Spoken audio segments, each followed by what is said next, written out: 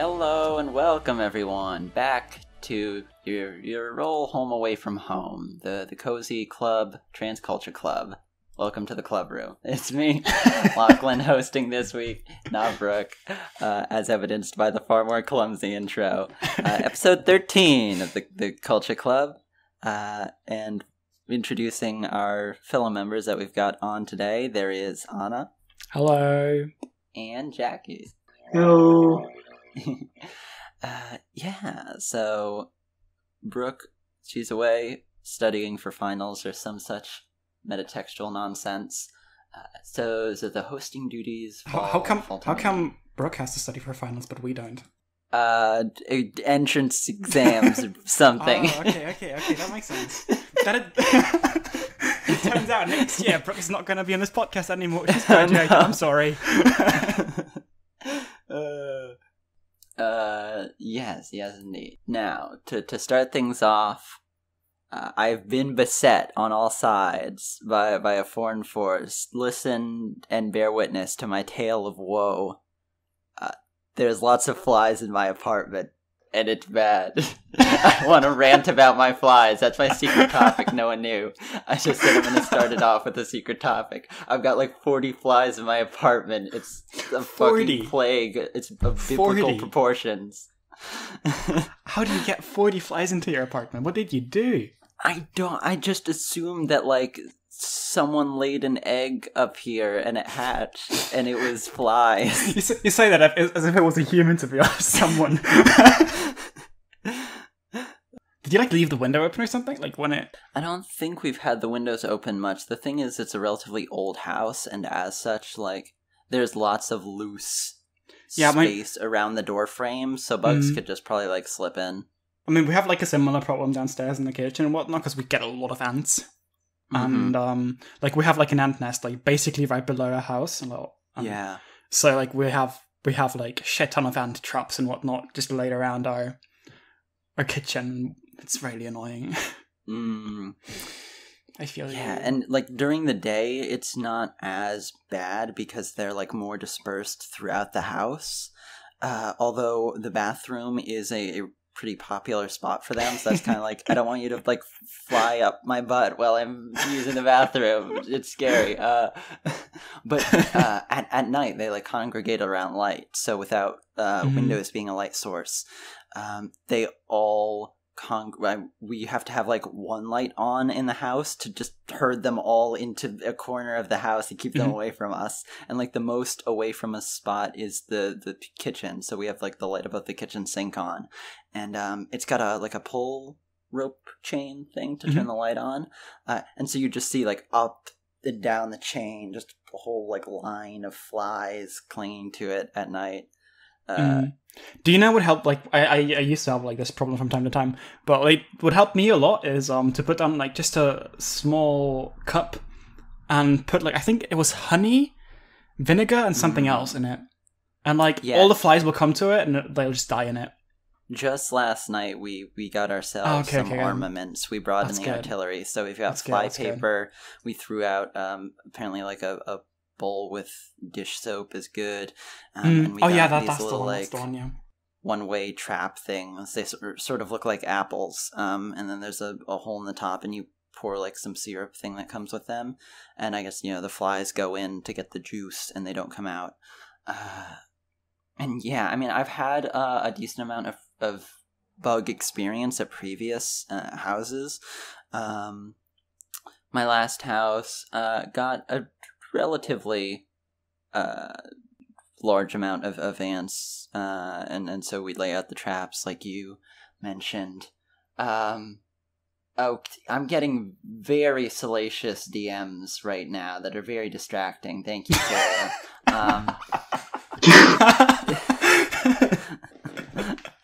But yes, but more worryingly than the ants, which were a nuisance but a minor one, with the crickets, we'd get like these inch or two long crickets that would just pop up. Let me Google what a cricket is.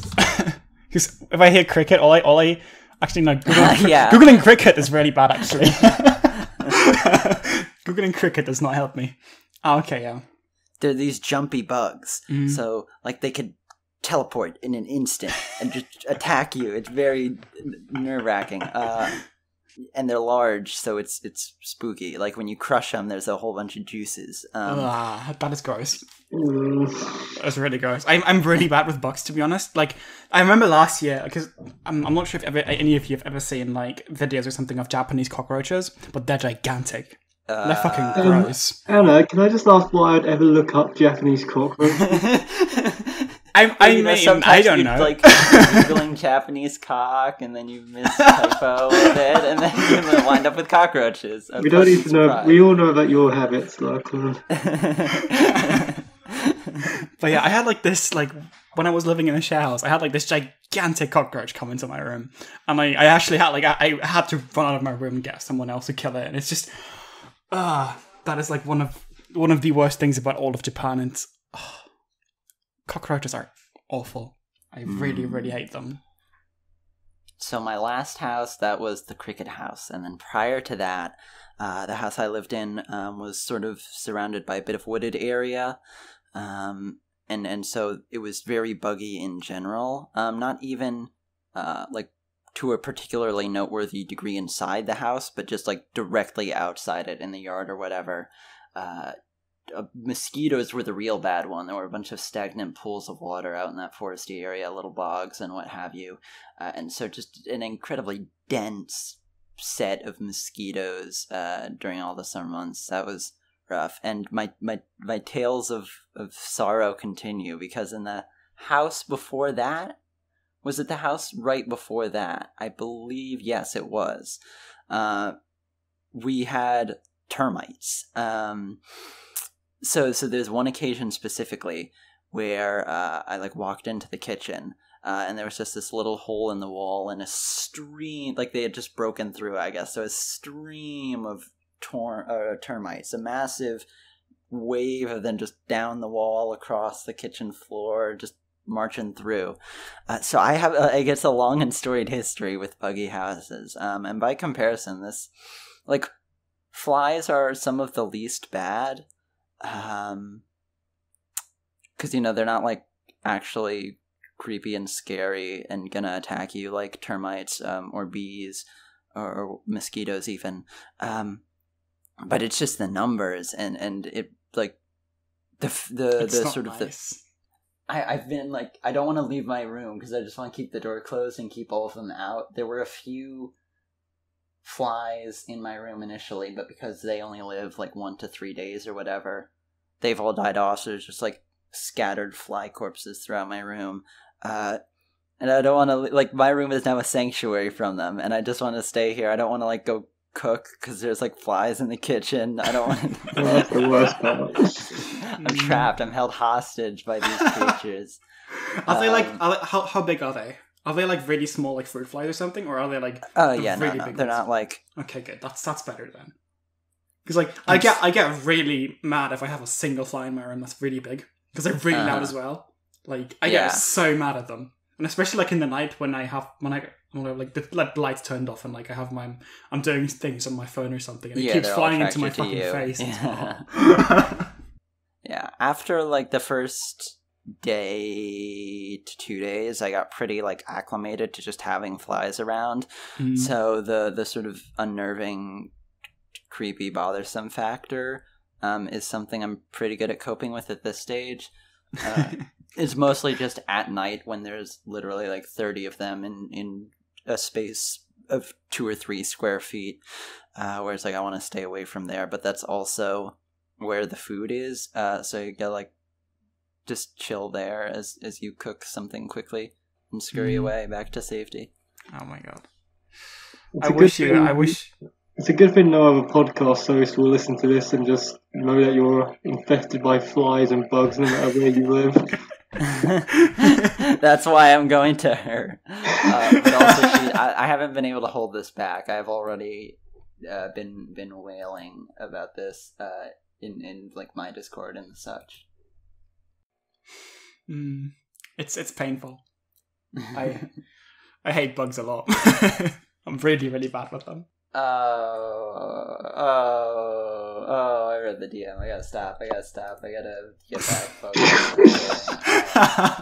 What do we got next? What do we want to talk about first that I made us delay so I could talk about bugs? I think we wanted to talk about Pride because it's Pride Month, but clearly bugs are more important.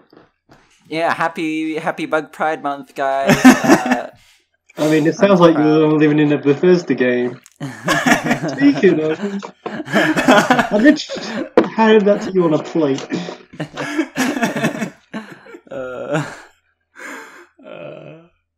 But yeah, it's Pride Month, guys. Happy Pride Month. Happy Pride Month. Yeah. Lachlan, I heard you're going to Pride next week. We wanted to talk about this. Yeah. My state's Pride, like big Pride event thing, parade, whatever. I don't even know what it is exactly. I just know it's a thing. So I'm going. It's next Saturday, or I guess this Saturday for podcast viewers. I'm at Pride currently. Probably when you're listening to this. That's cool. Go find her and just rugby tackle her. You have to. Yeah. Tell them Jackie sent you. I was just a tad late on like figuring out my gender and sexuality stuff to like be like participating, even if it was like just a spiritual participation for last year's Pride. So this is sort of like my first Pride as like a definitively okay, yes, I am queer person. So it's cool. It's very exciting. This is my first as well, and it's been hell. Yeah, I've not really had too much to do with Pride, to be honest, in my queer life so far. Like, I think I went to a Pride event once, but I didn't really do much there. Like, the thing that I did there, like, I think that was my first time wearing a skirt outside. But, cool. But at the same time, it was I completely missed the actual parade and just hung out with people. So that's cool. Yeah, I mean, I have no idea like what there is to do / what I will actually do, but just being in the presence of a bunch of other queer people, I think will be really good. Yeah, that is honestly like the coolest. Fun. That's honestly the thing that I liked about it the most. Like I went with a bunch of other queer people as well, and I met a queer friend of mine, all IRL, and like seeing like being around queer people with queer people is really cool. I like it. Just get that all year round at anime cons, dude. No, I mean, prove me wrong. Like that's what part of what made ASEN so cool. But this will be a more concentrated dose of gay shit, I would imagine. Unfortunately, none of my hug friends will be there, so I can't like hug anyone at queer that I know. Maybe I'll find some new strangers to do so. I'm sure there's going to be like free hugs people. There's free hugs people at everything. This is literally an anime con. I just imagine like free hug sounds like such a queer thing to do to me for some reason. I imagine it's gonna be there as well. Pansexual hugging representation. That's like some extremely good content, honestly. And I mean, Jackie alluded to it. Excuse me. I mean, there's definitely a lot of hell. There's a lot of discourse. There's a lot of shit in Pride Month. And I just don't like how London Pride, especially, is set up. There's a lot of corporatism too. I'm just, I guess, somewhat shallow, and I sort of am just making of it what there is to make of it, and sort of enjoying the cool stuff, and maybe just being ignorant to some of the worst of the worst stuff, or at least I try in the back of my mind. I try to not pay that much attention to that kind of like the kind of negative stuff. I'm just kind of like I'm just glad that like there's people focusing on us, I guess. I'm glad that people are taught, like, even if it's not purely positive and like there's a lot of awful shit about it as well, we're getting attention now, and that's a cool thing, and I'm pretty happy about that. Even if, like, a lot of it is evidenced by my chosen profession, I am in dire need of attention at all times, so please validate me, world. Unsubscribe right now, people. Please, Jackie, I need this hit. I need You know what you're getting when you invite me on these things. So, Jackie sort of spoke ill of it. Do you have any Pride attendance, event, whatever plans on it? Is there anything going on? No, that's it. Cool. I am extremely boring, and I will change. What about you, Anna? I'm probably not going to go either. I was thinking of maybe going, but I don't really have many people to that I could go with right now. I think because like everyone's studying and all, so no one has time for me. Oh no! No, it's just you, Anna. Oh, come to Germany and go to Pride with me. Go to German Pride. Yes. I'm more down for that than doing that here, to be honest. It sounds like a really good time, honestly. I mean, just hanging out with people is good. So, but yeah, I was thinking about going, but kind of decided against it. I guess the date's not too good for me because I have other stuff to do that day as well. So yeah, maybe next year. Who knows? Yeah, I really like. The thing is, like the Pride event that I would be going to is also relatively small. So like the one thing I really want to do is in. I mean, 25 people live where you are. That is also very true. But the one thing I really want to do actually is at some point go to Pride in Japan because that looks really fun, especially like in Tokyo or something because that looks pretty big as well. Actually, surprisingly enough. Wait, Japan has Pride? Yeah, it does. Tokyo Pride is actually pretty big. That's news to me. Let's go record a podcast on Japanese. I know what you're referring to, and you need to stop now. I think Tokyo Pride is pretty soon as well. Let me look that up. I think it happened in May. Really? Sure. Yeah. Oh yeah, you're right. It's from it's April. It's the only Pride event which has key fan art, so that means it's the only good Pride. If you're listening, Chi, hi. Yeah, Tokyo Pride. I really want to go to Tokyo Pride at some point, but... Yeah, definitely. At the very least, Pride Month has blessed my Twitter timeline with not just discourse, but good Pride pics. Those are always a joy to have. For sure. I'm a big fan of Pride fan art, to be honest. Like a lot of the very gay things that are coming onto my timeline. I really do appreciate them. Yeah. Do we want to talk about progressivism on a different front, on the esports front? For sure. I'm not sure if it's necessarily progressivism, because I kind of wanted to talk about this, because it sounds to me a lot like just the typical question of, is it a money grab or is it not? There's been a new Pro League announced for StarCraft, and of course it's StarCraft, it's me talking. It's called the Moo Pro League, and it's for Brood War, and it requires every single team to have a woman on their roster, and these women will be facing off against each other in that in the second game of each series, it seems. Yeah, I mean, just to really explain really quick how StarCraft team leagues work, because obviously StarCraft is a 1v1 game. Team leagues, at least in this format that they're playing, work in a way that one player that fight, a team fields 4 players. Players are set to play against a player from another team, and depending on who wins more games wins the clan war, of course. And if it's 2-2, there's one final game that's played of which any player can be chosen, and whoever wins that game then wins the series.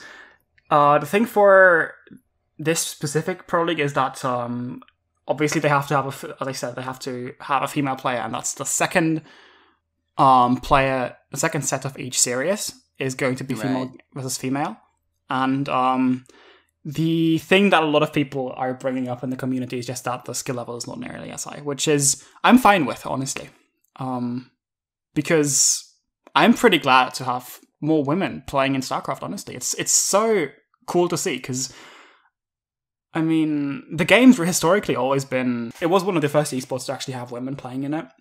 Most notably Tosca in, 2004, I think. She was, a relatively big name in StarCraft and really good player as well. Like, we have Scarlet probably is the most famous one. Mm-hmm. My question would be, because I think this has come up in other esports situations before, do they like account for trans people? Because I think this rule got thrown out after public pressure, but there was some instance where they were like creating a female league for some game, I believe, and it was like must be bio female or something. Because I mean, like, lots in terms of like female speedrunners and esports players and what have you, a sort of outsized percentage of them, like proportionally to populations, tend to be trans, and so it's like the perception of like men masquerading as women coming in to like invade and outcompete the true females or whatever. So has that thing come about up at all? Oh, sorry. It's not really specified whether they have to be trans or whether they can be trans or not. Obviously, like specifying that would obviously make for a really bad move. The thing is that in Korea, there's a lot of female streamers that stream a lot of StarCraft, right? And that are relatively popular, and the major they have a relatively big audience, and they are the major the main people that are playing in this. So I don't think we're gonna see many trans women playing this, sadly, because the main people that are gonna be are gonna be these streamers. So right, but so have like the sort of teams been getting put together yet? They're put together. Rosters established? Okay. Yes. The first games have actually been played already. Cool. It's been going really fast because it's a community run tournament kind of. Okay. That's being sponsored by one of the big TV companies, I guess. Are there VODs of that first event? I believe they are, but they're probably in Korean. So this isn't like sort of on the scale that it's getting English coverage. I don't think so. Like the thing is, like for Brood War, a lot of the high level games won't get English coverage. I think there's only really ASL and whatnot that's getting real casts. But also, I'm not into Brood War as much as I'm into StarCraft 2. So yeah, interesting. I'm looking forward to a match that goes to a game 5, and the team sends their female player. Like that's the one they pick for the game 5, and she wins. It'd be so good. Cool. It'd be so good, honestly. That'd be hype as hell. I think there's only two female players, who have ever in a televised match beaten a male opponent on like Korean TV. Mm-hmm. That's like, I think it's Tosca and Scarlet. Right. And like, I'd love to see like the one thing that I'm really hoping for is that this allows for more female players to be active and to like join competitive Brood War. And I mean, that's like the sort of the wisdom in this move. Just it makes it more inviting, just even for a female viewer. Like, go watch a girl kick ass. Like, yeah, absolutely. I mean, as much as like gender is kind of dumb and outdated and whatever, like we're still to a degree slaves to its conventions, and it's just cool to see someone else like you do cool stuff. Yes, for sure. The thing is like a lot of people are, as I said earlier, a lot of people are complaining about like skill level and whatnot, but I think that this is a really cool opportunity, like to... If you want to raise the skill level, exactly. Create an environment that makes women more excited and interested to get into the game. Yeah, absolutely. And that's like that's what I'm really hoping for. I really, really hope this sticks around. Because like obviously that's only been one season announced. If this becomes a long-term league and this rule of like female players continues to stay, I think this could become like a really big thing in terms of like women in esports. So yeah, definitely. It only makes sense to expand your female player base and your female audience, because they're half the population, guys. That's very true. Do we want to move on then to our little E3 preview preamble? It's going to be outdated by the time this goes up, but oh well. Oh, you are Correct. You are Did right. not realize this when we were doing. You are very salient. Are we releasing the E3 episode this week? I thought we were going to do it next week. Okay, I'll clear things up, viewers. So, midweek, we will be recording after all the E3 events have occurred. An E3 show, which you will probably have already seen in your subscription box because we'll be releasing it midweek. I'll get that edited real quick, and this will release after that in the following weekend to this recording. So, we were like, oh yeah, let's like preview E3 and talk about like the stuff we know at this point in preparation for the show that chronologically will be recorded after this recording, but that in terms of release date. Will have already happened, and thus will be irrelevant old news to you. We didn't quite think that one out. As you can see, things without Brooke are going really well. But yeah, what did you guys think of it? What did you guys think of EA? Because I haven't seen it.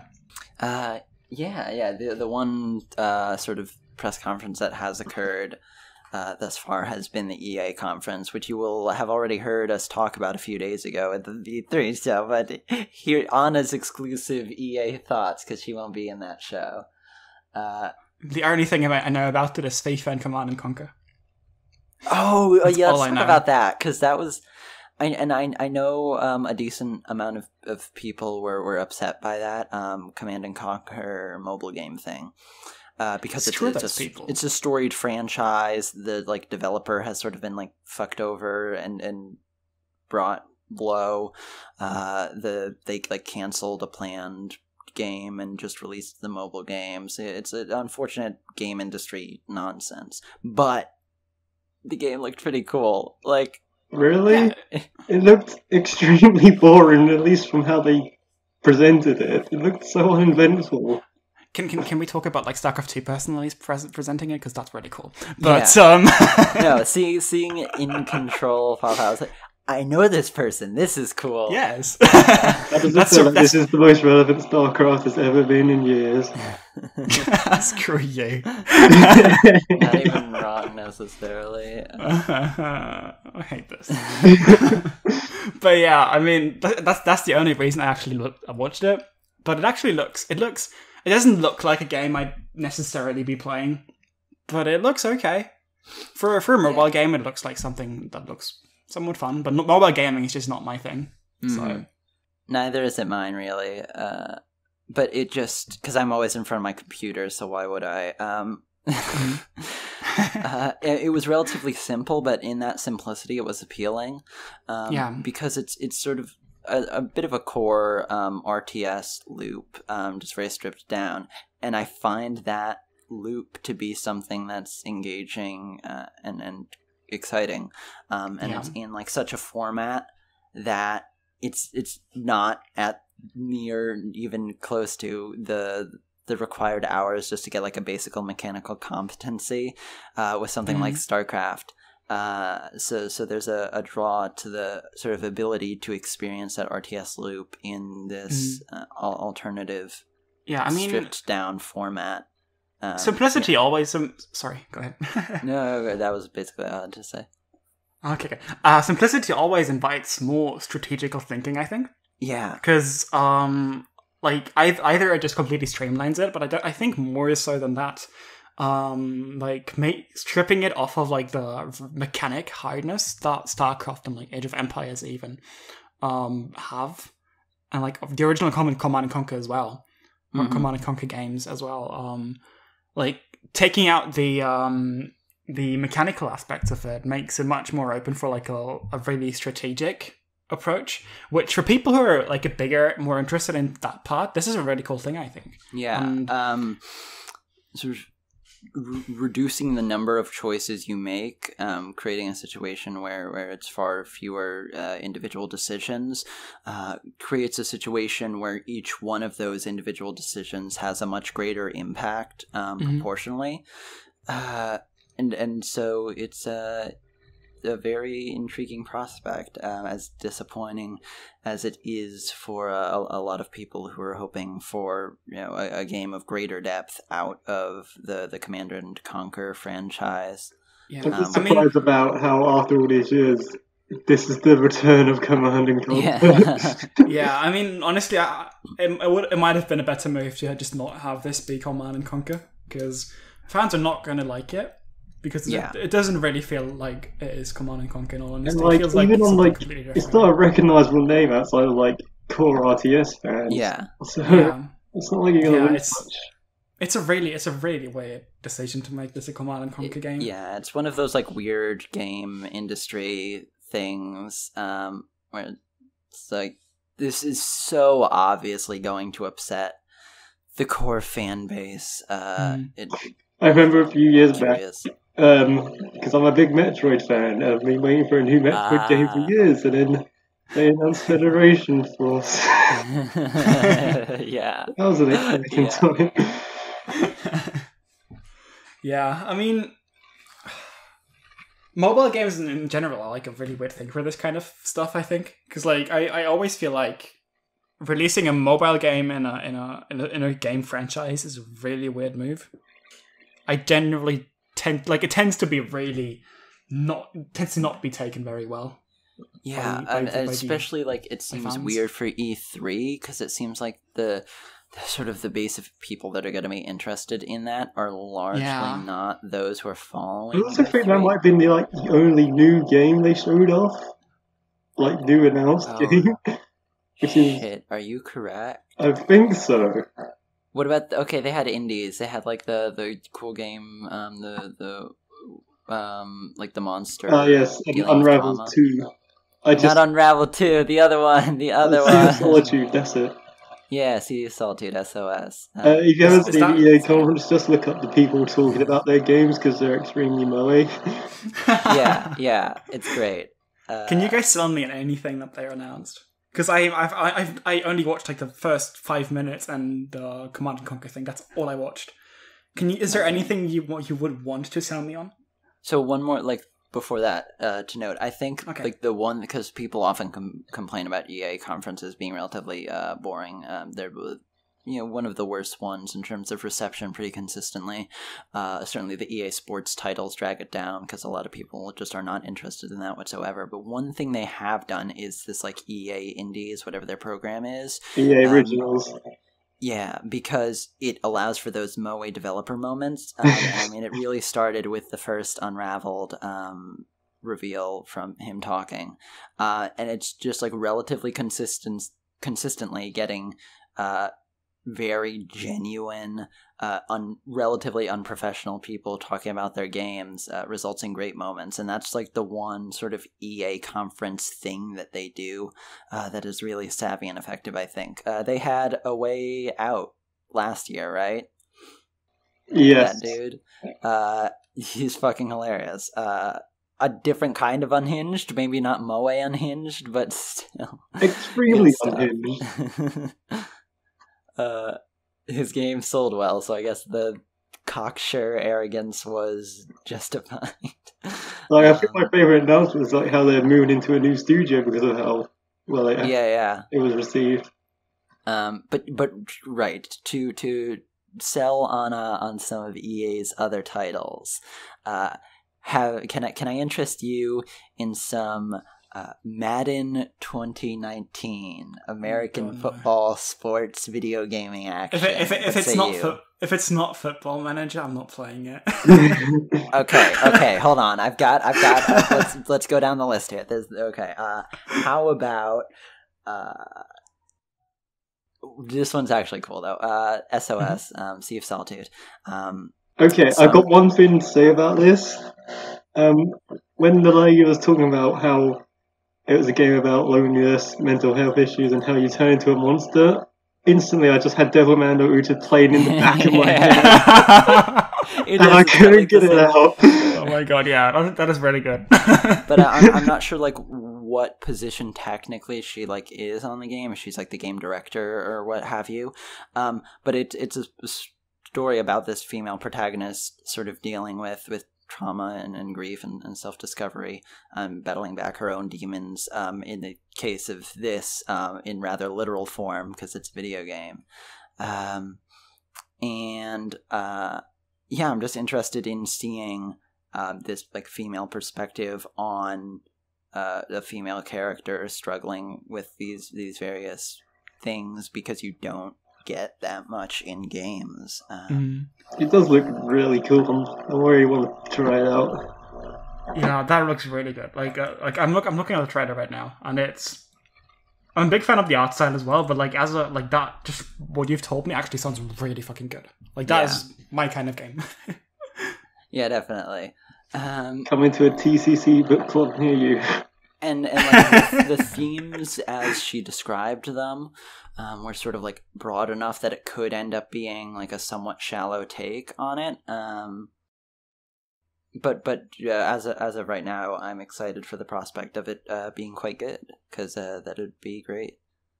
Yeah, I'm looking forward to it. Like, just based on what you just said, that sounds like something I would really like. Indeed. Anyway, can we interest you in some FIFA 19 with Champions League action? Is it FIFA Manager, though? No. Is it FIFA Manager? I'm sorry. I don't think I've ever talked about this in the podcast, but FIFA Manager is my fucking game. Can I interest you in a new exciting port, Skyrim Mobile? So you mean Skyrim Go? With Google Cardboard enabled VR features. The definitive Skyrim experience coming to you this summer 2018. My favourite meme on Twitter right now is just people doing their fake E3 leaks. It's good. Google Cardboard also sounds like some extremely high technology to me. That's just Nintendo. It is. It's a real thing. I didn't make that one up. It's like, okay, it's like there's various phone VR devices. You like slot your phone in there and it holds it in front of your face. And so Google Cardboard is one where you get your thing and it's cardboard and you like construct it. I guess sort of like Nintendo Labo style. And you just slide your phone in there. It's like the sort of the cheapest, like, this is developed by a real company, so it has some standard of quality and will function, like phone VR thing on the market. Honestly, Google Cardboard just sounds like I'm buying this to build something in school or something to me. Reinforced cardboard. Oh, it was from Danbal Senki. I forget its English title. It's some like toy kids anime that I watched. And like the invention in like the opening preamble exposition thing for the first episode, it says that the invention of reinforced cardboard revolutionized the world. And I love the concept of reinforced cardboard. It's a big thing for me. That is really good, yeah. Oh my god. It's a good show. Kids anime are good, actually. I'm a big fan.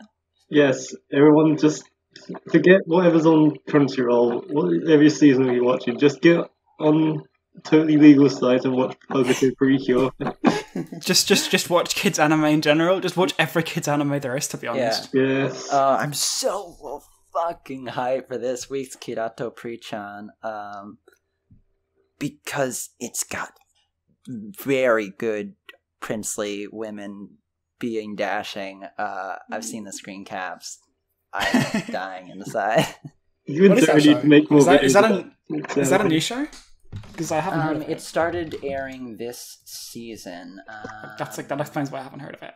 Oh wait, is Kirato Pre-chan the wrong thing? Yeah, it's Kirato Pre-chan. So it's like a new Is it Pre-Pada? That's the franchise. I've heard of that. Yeah.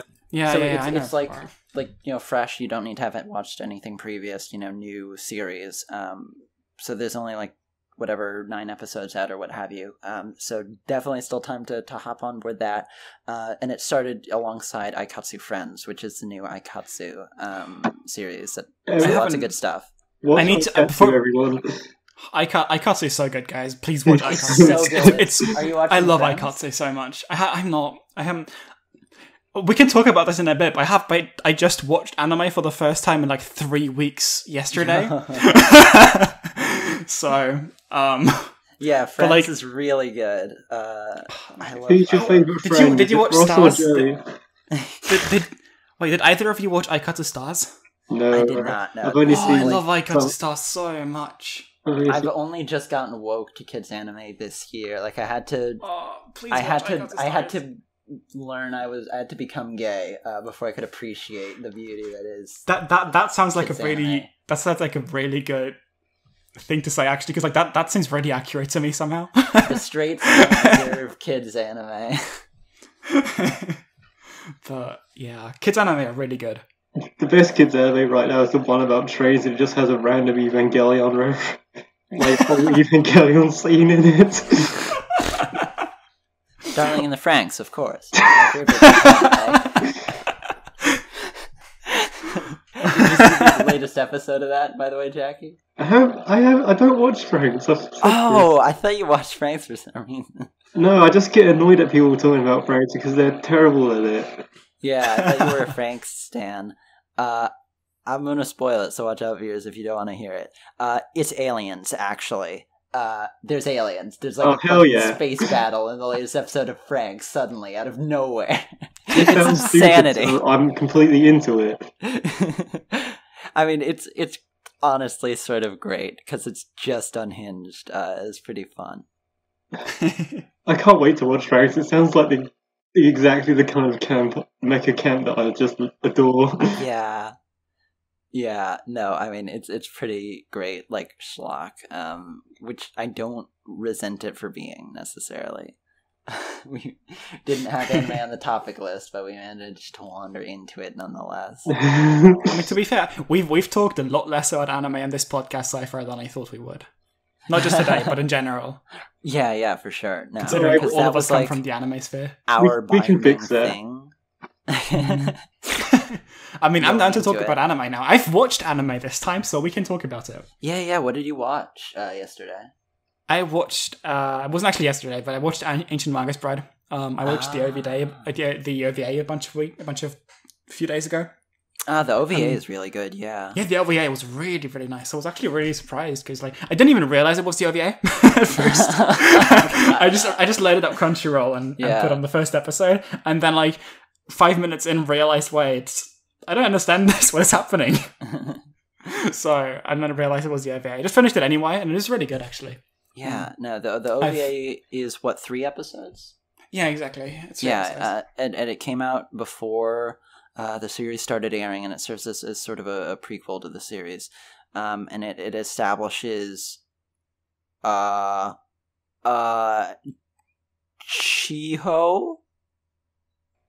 Chise. Chisei. Okay, I was close. I got one syllable. Daddy. I didn't remember her name. It establishes Chisei's character and backstory and the such. And it's a relatively self-contained story beyond just that. That's really emotionally effective. It really was. And, like, I mean, like, the big thing that I kind of like talking about for Magus Bride is the soundtrack. It's so good. The soundtrack is ridiculously good. Like, I wasn't... Like, I'd heard about it being good, but, like, what I got from it was so different from what I was expecting, I guess. Because that main theme is great. it's not just the main theme. It's so comfortable. Like, it's like a lot of the time, like, the show isn't necessarily the most comfortable one, and like in a lot of its scenes, but the soundtrack makes it feel like, in its quieter scenes, it really makes me feel at home somehow, and I really like that. I'm a really big fan of that kind of soundtrack. So have you watched the series proper as well? I've only watched 2 episodes, I want to say, so far. So I'm quite liking it though. I'm not quite liking it as much as the OVA so far, but then again, the OVA is self-contained, so yeah, definitely. That's a different thing. I mean, it's something I'd be interested in finishing for sure. I ended up putting it on hold about the halfway mark. It just doesn't have like a real place. It seems like it's progressing to a clear direction, which isn't necessarily an issue unto itself. But then beyond that, it just felt a tad. It didn't grip me on an episode to episode basis enough for me to stick with it weekly. Yeah, I guess that's where me watching it now is probably maybe a bit of a better thing.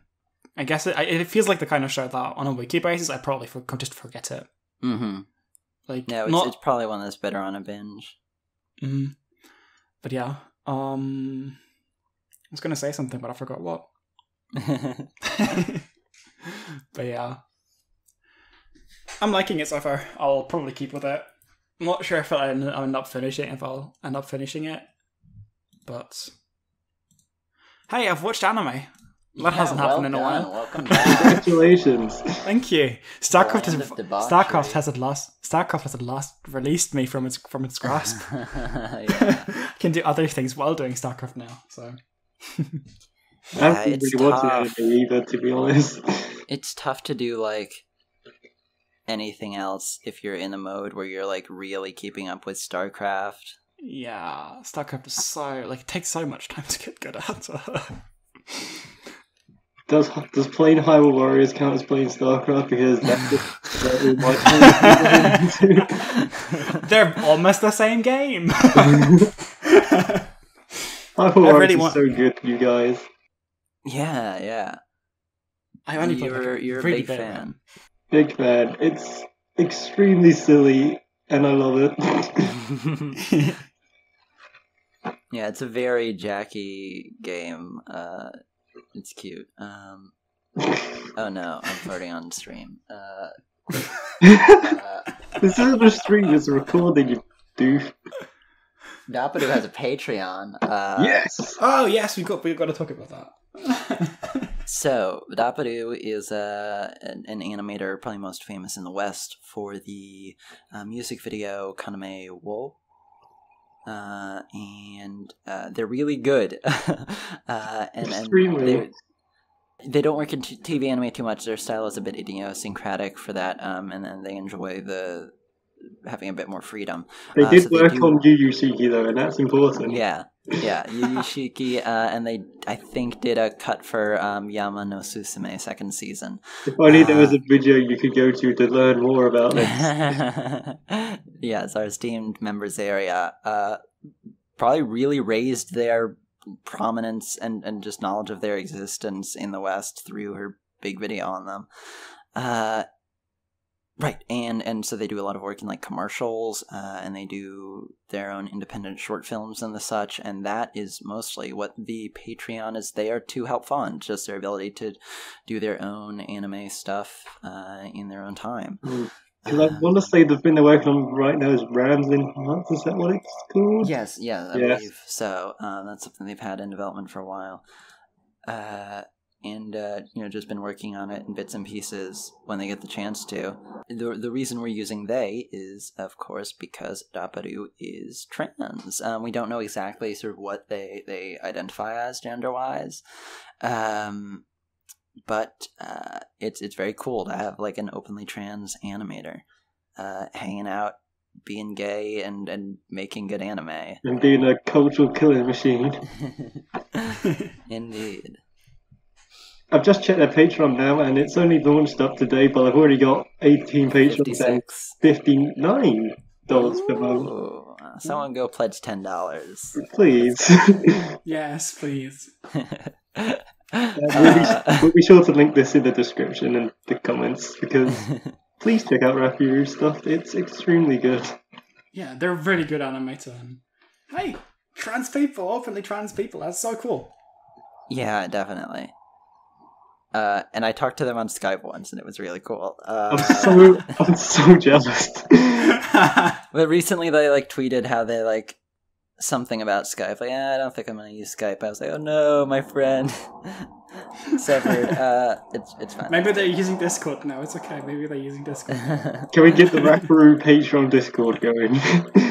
But yeah, we have just about run through all our topics here. By the time we wrap up, it'll probably be around an hour, so I'll have a tight little show for you this weekend, which is good because we got material midweek as well for the E3 coverage. So yeah, I don't want to overwhelm you. That's our excuse. We're really just really lazy, honestly. But of course, before we wrap things up this week, we could not sign out before discussing what trans culture this week is. Oh, fuck. Someone always goes, oh fuck, at this moment, don't they? So, God, I completely forgot. trans culture this week, my submission for the crown at least, is having your girlfriend interrupt you with the sappy romantic DMs while you're trying to record a podcast. What do you got? Trans culture is being disaster gay enough for it to show in the entire podcast. Okay, that's it's a good submission. What do you got, Jackie? Yes. This week it's going to patreon.com and searching Raparu. That's RAPPARU into the search bar and finding That's a their pretty page. good one. That gets my vote. I think that gets mine as well, Jackie actually. is the winner with a Woo! high tier Patreon shill. Well played. We'll make an Annie Tuber out of you yet, Jackie. Don't you worry. You can never take me away.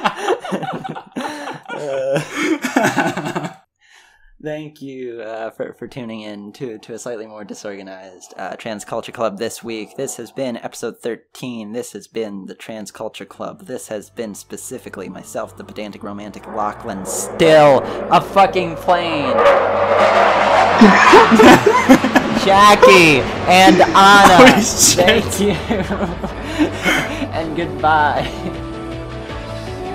Goodbye. Fly on.